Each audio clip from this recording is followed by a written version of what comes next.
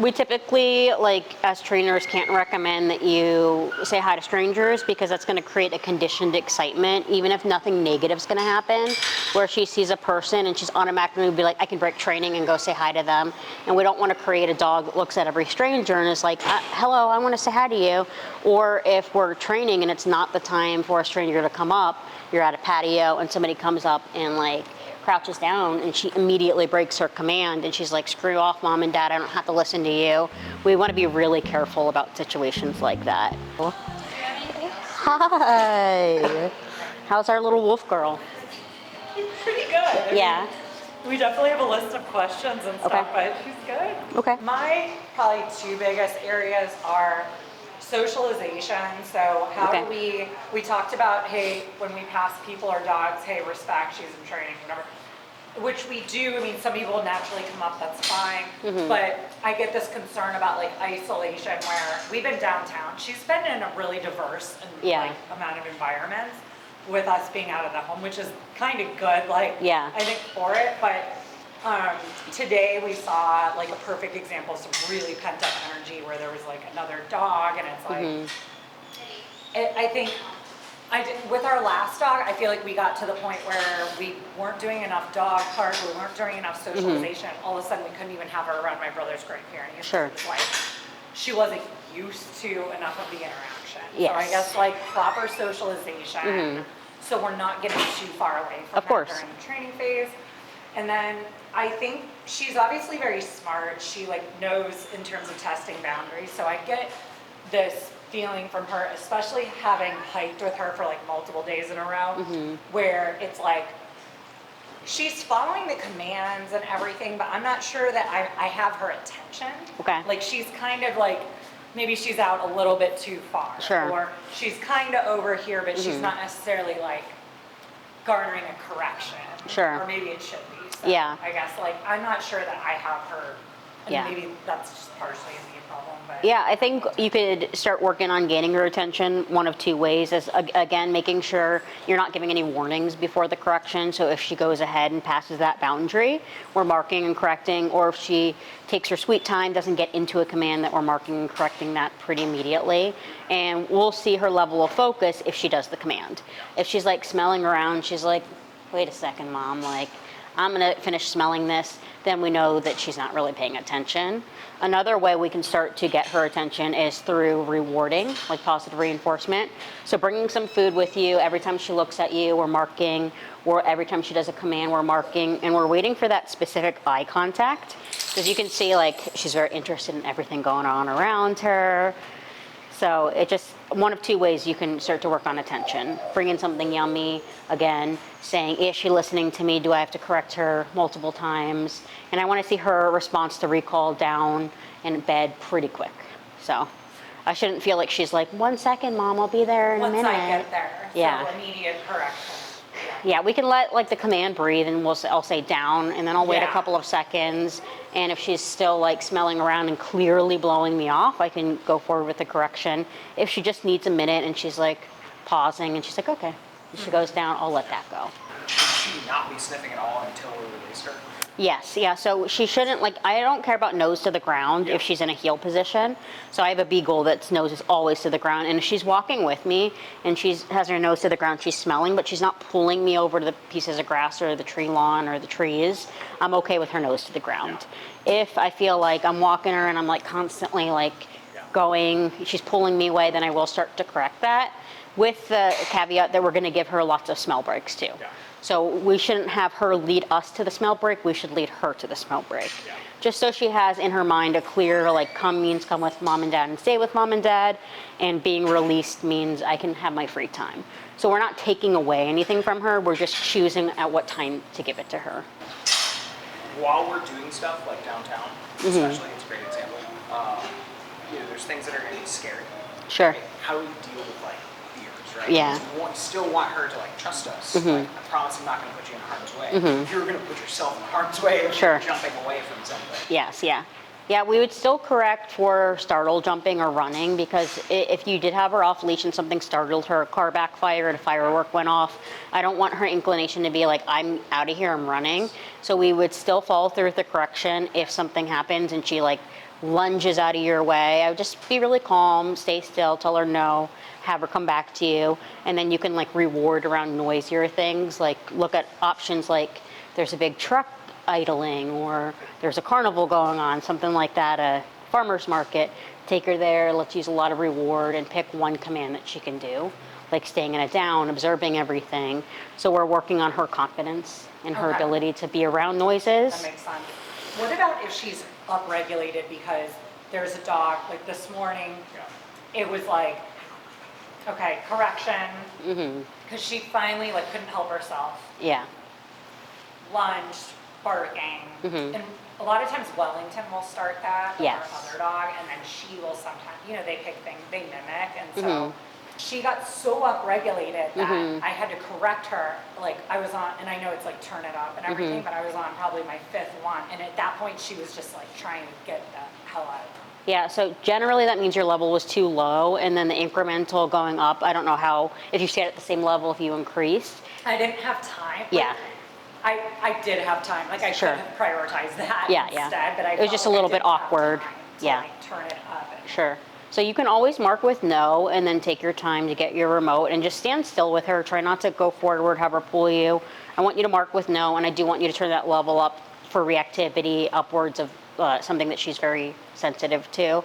And that way we can only correct her like once or twice without having to say like, 50, 60, 70, 80. And then she's like, holy shit, like getting flustered and she's getting really frustrated. Okay. So higher levels, I know that seems like people are like, oh, no, it's so terrible to use a higher level, but it's actually not, and it can get our point across get the point quicker. quicker, so it's actually, it's a nicer way, really. Yes. Like, yeah. I think those situations fortunately are rare. Yes. So I think it's like there's so much stimuli for the person and the It dog is, at that it is, point, yeah. then it's like trying to remember Mm-hmm. to kind of pull her, like just get her like away from it as much as you can, and then stay still instead of Mm-hmm. Sure. continuing to walk and turn it on. Yeah, I'd say like if you guys go together, you can purposely set out for like a training walk and go into it with the expectation like we're gonna go hunt some dogs down and we're gonna walk a little bit closer to them. And then if Wellington's barking, whoever's on Maya is nice and prepared. We have that level up in anticipation, and we're giving her the correction for lunging and barking, or we can have her in a down and she breaks that down, we can correct her. So we're kind of playing the offensive where if we see a dog in our Right. distance, we're prepared already before we go into the situation. Like, it's fine when she's staring like this and the dog's walking past, that's cool. Yeah. Like, make it past and she's doing that like check Yeah. back stare, like wait, Yeah, where's yeah. that dog going, what's it doing? Sure. Should we be correcting that because it's kind of breaking the form of how the walk is going? Yeah, you could say if it's interrupting, like she's putting the brakes on and like looking back and lagging, and it's like, She's not always like Yeah. breaking. Like she'll be walking along Yeah, with yeah. you and running into you as she's doing it. yeah. So that running into you can correct if she's like stumbling and she's not paying attention, or you can like change your pace and see if she's going to go with that. So we can walk like really fast and then really slow. And if we're going fast and she like is so slow that she can't keep up, or if we're going really fast and she's like trying to look at that dog going really slow, we can get her there at like not paying attention to us. And then start rewarding when we see, after we pass dogs successfully. So it's like, I see the stimuli, I don't do anything, I get rewarded. So for socialization, hardest and most important rule is ignore all the dogs. Is what? Ignore all the dogs. Yep. So even if they come up to you, try not to make eye contact, pet them. I'm gonna let some dogs out, let her romp around with them, and then like I said, we're gonna pick one command and see her level of focus. So I got the perfect playmate for you.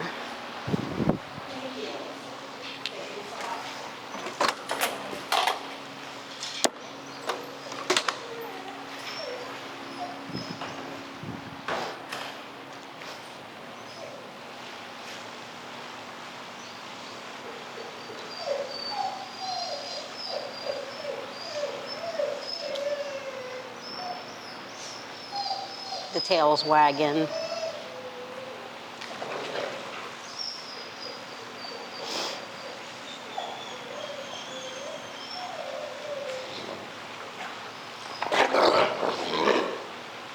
And then pretty normal corrections, like he's saying like, don't jump on me like that. Again, I'm not stepping in because it's just a warning. He's not actively fighting her.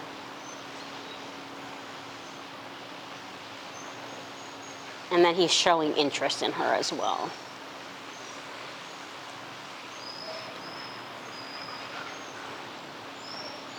There you go.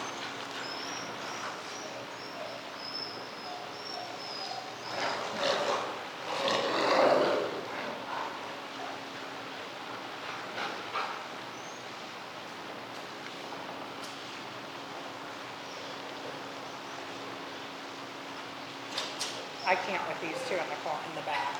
I know, they're just sound asleep. Very similar position. I think they're related, Oh, but they're from the same breeder at least. oh. Yeah, Oh, so you guys work, that makes sense. You work with Yeah. breeders, like they'll send you. if they have an owner, we'll take them.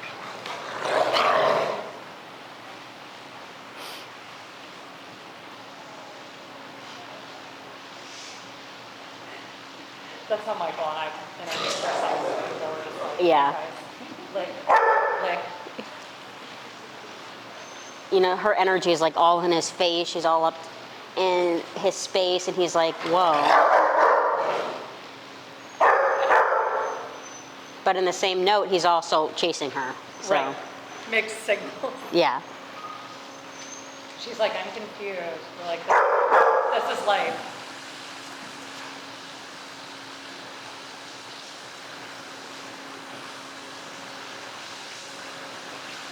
And we were talking a little bit about socialization and not reverting back to, like you said, your other dog, like you felt like you didn't socialize for a while, and then they were unable to socialize.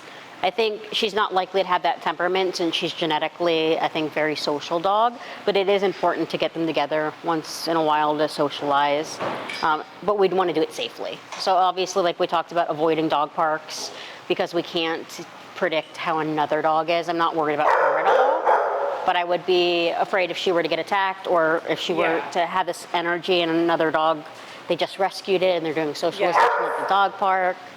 So I'd recommend either friends or family's dogs or signing her up for some daycare, a structured daycare like we offer. Get her out and about every now and then. Perfect. Yeah, she will be here, just so you know, towards the end of the month. Okay.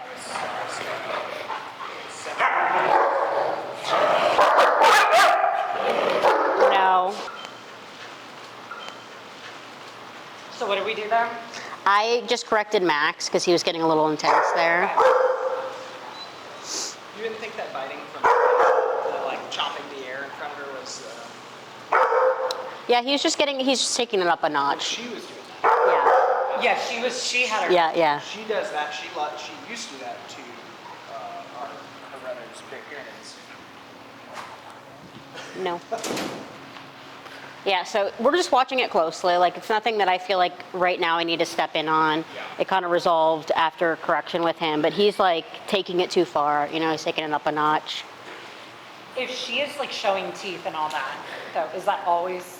Not necessarily correctable on its own. I would see what else she's doing. So Yeah. if she's showing teeth and lunging and, you know, on top of the other dog, of course we would correct that. But a lot of this is dog communication, and it looks scary to us because we hear the growling, we see the teeth, and we're like, oh, we have to step in. But just like waiting a little bit and watching how they, you know, figure it out themselves is so essential. Because it's better for them it's much safer for them to sort it out. Because Yes. there will be situations Yeah. where you might not be able to step in or Yes. whatever. But I absolutely will step in if it's a safety issue. So Yeah. we say it's like pretend you're the lifeguard. We're not going in the mix unless we absolutely need to and there's a fight, or we see a fight starting and we need to physically separate the dogs.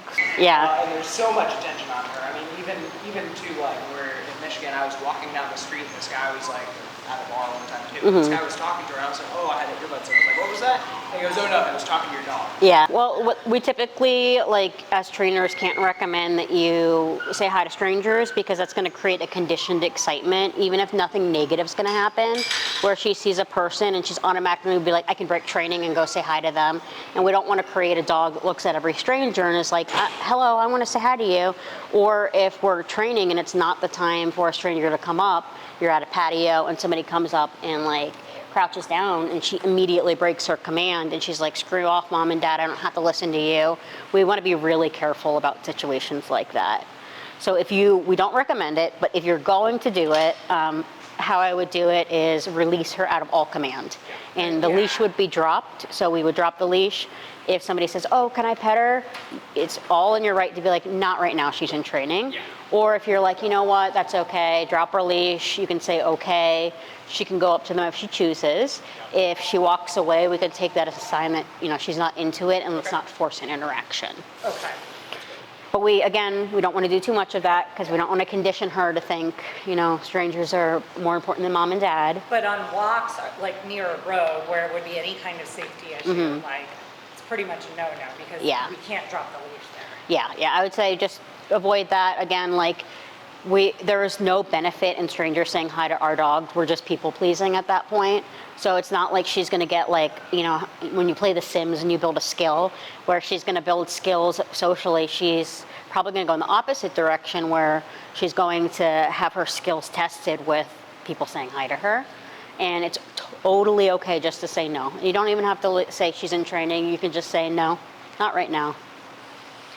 She's a beautiful dog, but she's not a toy. So I'm sure you want to keep the integrity of... Totally, yeah. And it's good to train people too. It is, yeah. Yeah. For our neighbors, I would say at this point, like there are some neighbors right beside us and then a couple of very good friends. Sure. She knows them already. So Yeah. like if we see them on walks, Yeah. that's a different story. Yeah, again, same process is I don't want her pulling toward them. I don't want her breaking command and just assuming that if she sees another dog, it's fair game. I want you to take the time to release her and have her go up to them if you choose you want to have that interaction. Okay, but if we are on a neighborhood walk and we, safety-wise, like we see our neighbors that live next door that see her all the time, Sure. and she's being good and like listening to us, but then they're coming over, is it okay for them to naturally pet her and us to still have the leash like on her? Yeah, again, we don't want to do too much of that because even though she's a very friendly dog and we haven't seen an issue with that before, she's going to be starting reaching puberty and dogs can change. So if she feels like you're not advocating for her, even if it's somebody you know and somebody's coming into her space, like aggressively petting her as they do, and she's on that leash and she's like, I can't get away, right, and I don't like this interaction, he petted me the wrong way, I get the creeps from him, that's more likely to snap and use her teeth.